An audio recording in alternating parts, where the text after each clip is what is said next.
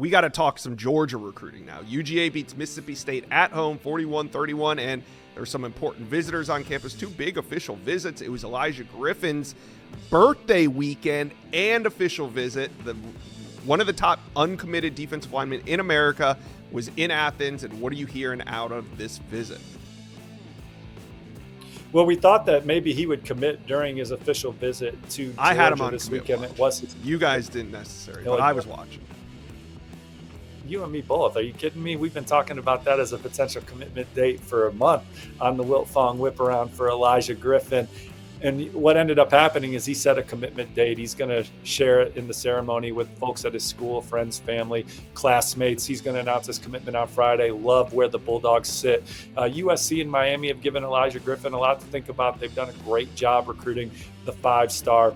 But love where Georgia stands coming out of this official visit. Think they're the clear team to beat. And still, they're my favorite to ultimately finish with the number 1 class for on 3 in this 2025 cycle. 2nd year in a row. Yeah, and that Elijah Griffin commitment will go a long way in inching them even closer to that number 1 class. Of course, also 5-star defensive lineman Justice Terry, who we really like Georgia for, still hanging out there as well, has not set a date yet. Now, speaking of potential future commitments, do you still like where things stand between on 300 edge Chase Litton in Georgia? I do. He was back on campus this weekend. You can read some of the dog treats from Rusty Manziel over at the Georgia On 3 site. But if Georgia's pushing there, I think that they're the one to beat. And you mentioned Justice Terry. He's going to get a chance to watch Georgia play this weekend on the road at Texas as he takes his official visit there, but still love where the Bulldogs stand for Justice Terry at this point in his process. All right, talking to Rusty Manziel and the crew over at Dogs HQ, we know safety is still a need for the Dogs. What are you hearing on Rayshawn Dinkins after a week after Lagonza Shady Hayward was on campus? So we know they're trying to fill another spot there at safety. What about Dinkins? Well, Georgia's got a lot of options as they bring in prospects committed elsewhere at multiple positions on the defensive side of the football. But ever since they offered Rayshawn Dinkins, I think it's easy to start projecting that as they hit the gas there, that they're a very legitimate threat to flip him. And he certainly is rose on Georgia's board with a great senior year. Speaking of flip targets, how could I forget this one? On Friday, Chad Simmons had big news out of the state of California. Cornerback, 5-star cornerback, Dijon Lee, who's committed to Alabama and has been for some months now, is going to take an official visit to Georgia. Now, he was there this weekend. What are you hearing about Dijon Lee and the Bulldogs? Well, I think that's still a bit of an uphill climb for Georgia, really? As he is firmly committed to Alabama. But Dante Williams, Kirby Smart and company try and chip away at Dijon Lee. Chad Simmons had a story on the On3 network where he basically said as much. So if you're an Alabama fan, you still feel good in the sense that Alabama is the clear leader for Dijon Lee, but schools like Oregon and Georgia continue to battle for him.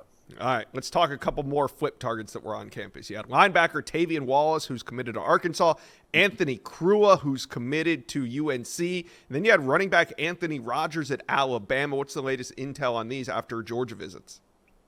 Well, for Tavian Wallace, he's a guy that's kind of always been in the back of my mind for Georgia just because of their track record of development for the linebacker position, the amount of first-rounders that Georgia's had in the second-level defenders under Kirby Smart and company trumps anybody else in college football. Mm-hmm. And he saw his brother make it to the NFL from Kentucky, and I think that that's just always been intriguing to him about Georgia.